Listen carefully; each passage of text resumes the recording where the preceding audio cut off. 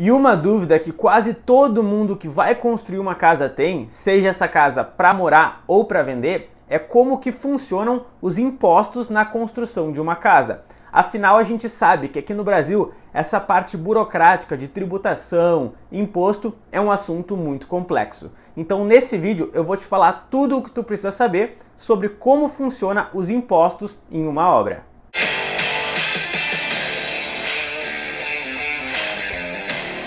Pessoal, quando a gente inicia uma obra, a gente já tem uma dívida com a Receita Federal, que é justamente o INSS de uma obra. Então, quando a gente fala em impostos na construção de uma casa, o principal deles é sim o INSS. Então, nesse vídeo, eu vou te explicar o que é o INSS, como que a gente faz para saber o quanto vai ser a nossa dívida de INSS e também algumas estratégias para a gente conseguir abater parte desse valor. Afinal, a gente sabe que esse imposto está muito atrelado à mão de obra da nossa casa. Mas no final do vídeo eu também vou falar um pouco sobre como funcionam os impostos na hora de vender uma casa. Afinal, eu sei que muitas pessoas que hoje constroem casas, constroem justamente para vender elas posteriormente. Mas antes de tudo isso, eu peço que se tu ainda não é inscrito aqui no canal, te inscreve, ativa as notificações. Tem muito vídeo bom aqui no canal sobre obra, construção civil, construção financiada. Eu tenho certeza que tu te inscrevendo, tu vai aprender muita coisa. E eu também já peço que se tu ainda não me segue lá no Instagram, segue lá, @engenheirosdozero. Eu tô todo dia nos stories respondendo dúvidas do pessoal e eu tenho certeza aí que meu Instagram também vai te ajudar bastante. Pessoal, vamos então aqui partir para a prática, partir para o assunto central aqui do vídeo. Gente, quando a gente inicia uma obra, a primeira coisa que a gente precisa fazer na questão burocrática é fazer o preenchimento da CNO. Essa sigla significa Cadastro Nacional de Obras, que é basicamente um documento que a gente vai preencher para a Receita Federal dizendo que a nossa obra existe. Então é basicamente a gente entra ali no site da Receita Federal, preenche com os dados da nossa obra e isso vai nos gerar um número, que é como se fosse o CPF da nossa obra, que é o CNO da nossa obra, é o antigo SEI. Antigamente essa sigla se chamava SEI, agora se chama CNO. É muito importante eu falar aqui para vocês que esse CNO deve ser preenchido em até 30 dias do início da obra. É quando vocês têm que preencher esse CNO. No momento que a gente faz esse preenchimento, que a gente faz esse documento, a CNO, a gente já tem uma dívida com a Receita Federal. Porque basicamente a gente está explicando para ela que a gente vai iniciar uma obra. E se tem obra, tem mão de obra. Se tem mão de obra, a gente tem que fazer o pagamento do INSS, que é o imposto aí que a gente vai ter que pagar referente à nossa mão de obra. Gente, quando a gente fala em INSS, muitas pessoas ficam apavoradas, têm muito medo, têm muitas dúvidas, justamente porque elas não conhecem como que funciona isso, como que funciona essa arrecadação. Mas como eu falei, quando a gente preenche a CNO, a gente mostra os dados da nossa obra. Então já tem um valor de INSS que a gente deve para a Receita Federal. Isso vai variar com a localidade da obra, com o tamanho da obra, com várias informações ali que a gente preenche quando faz o CNO. Mas o que eu quero dizer aqui é que no momento que a gente mostra para a Receita Federal que a gente tem uma obra, a gente já tem um valor estipulado que a gente deve para ela. É claro que esse valor a gente consegue abater ao longo da obra e eu vou falar para vocês como que a gente faz isso. Mas é importante vocês saberem também que o cálculo para saber quanto que a gente deve de INSS é feito a partir de um novo sistema que foi criado agora em 2021, que é o SERO, Sistema Eletrônico de Aferição de Obras.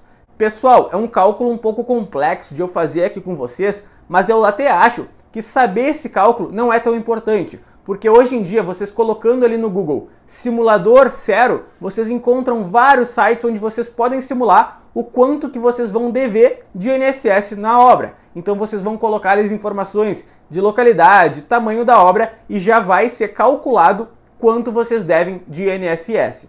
Para que vocês não fiquem naquelas de não saber nada nesse vídeo, eu fiz 3 simulações de 3 obras aqui em Porto Alegre e eu vou apresentar para vocês os números só para vocês terem uma noção de o quanto a gente paga de INSS em uma obra. Então eu fiz a simulação para 3 obras aqui em Porto Alegre. Uma obra de 70 metros quadrados, uma obra de 150 metros quadrados e uma obra de 300 metros quadrados.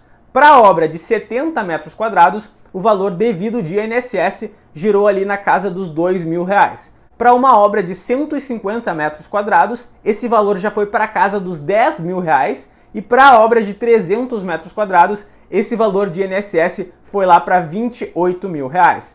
Gente, como vocês viram, é um valor alto que vai aumentando de acordo com o tamanho de cada casa. Então é muito importante que antes de vocês iniciarem uma obra, vocês façam essa simulação para vocês entenderem quanto que vocês devem pagar de INSS numa obra.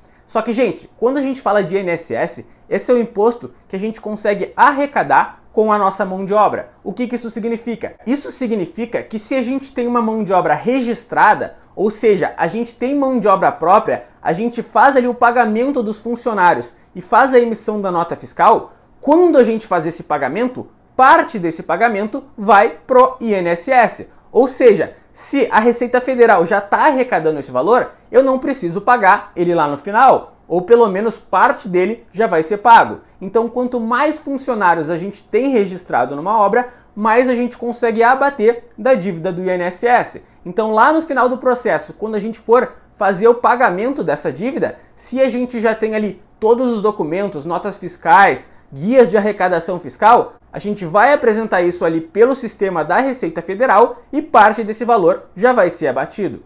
Rafael, mas eu não tenho mão de obra registrada, contratei um pedreiro e ele não está registrado. Eu não consigo então abater nada da minha dívida? Gente, o que acontece? Se esse teu pedreiro, esse teu trabalhador que está trabalhando na tua obra não está registrado, infelizmente ele não vai estar contribuindo para o INSS.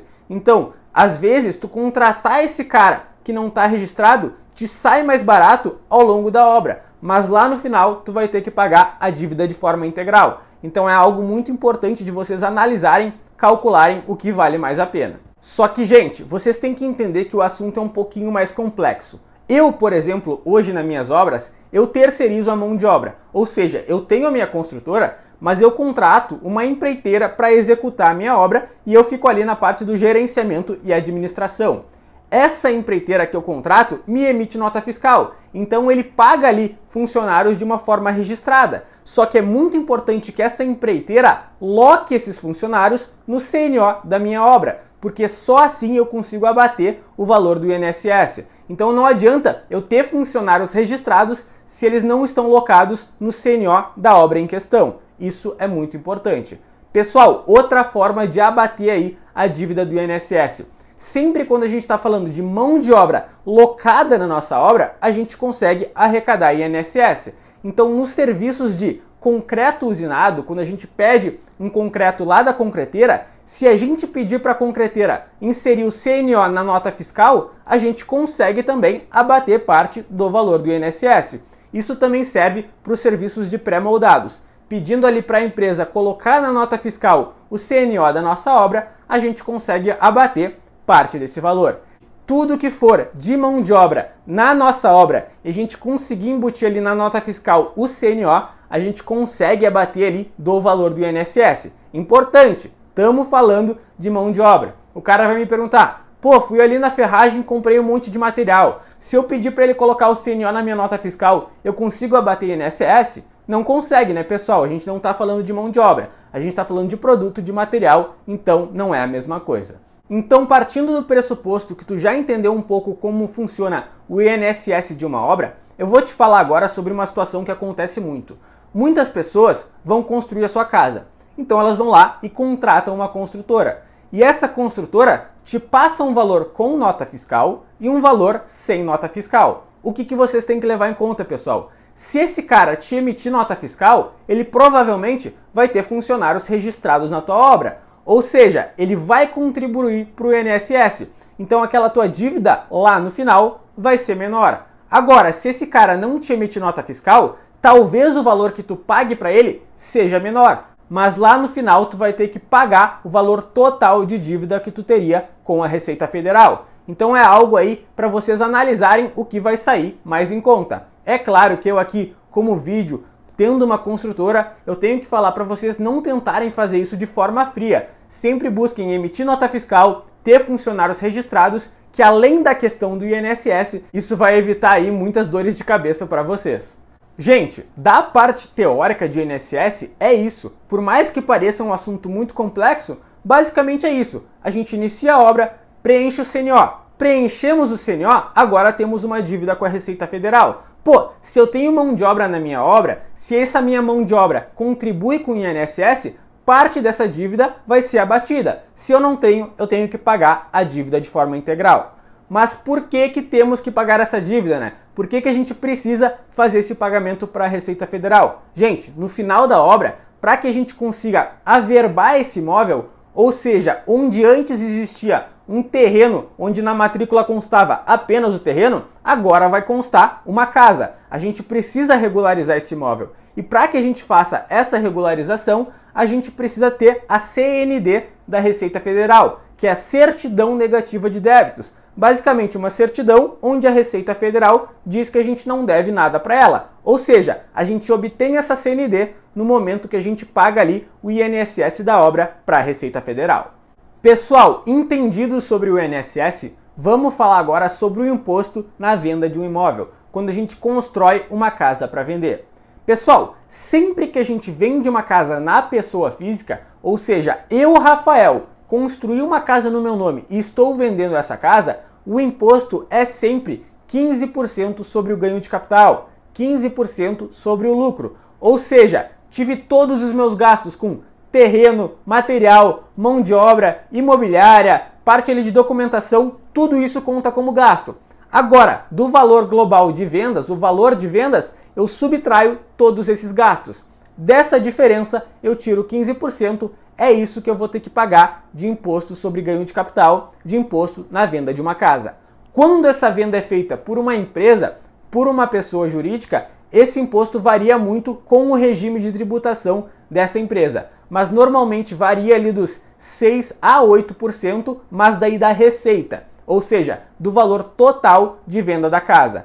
Normalmente, pessoal, quando a gente fala em construir uma única casa para vender, sempre é mais barato fazer isso na pessoa física do que tendo uma empresa. É claro que tendo uma empresa, uma construtora, uma incorporadora construindo casas para vender, isso vai ser interessante para daqui a pouco tu conseguir um lastro com bancos e conseguir pegar financiamentos, começar a construir empreendimentos. Mas para quem está pensando em apenas construir uma única casa para vender, vale a pena sim tu fazer isso na pessoa física, contrata uma construtora para executar a obra, mas tu vendendo essa casa na pessoa física, o imposto não vai ser tão alto quanto seria na pessoa jurídica.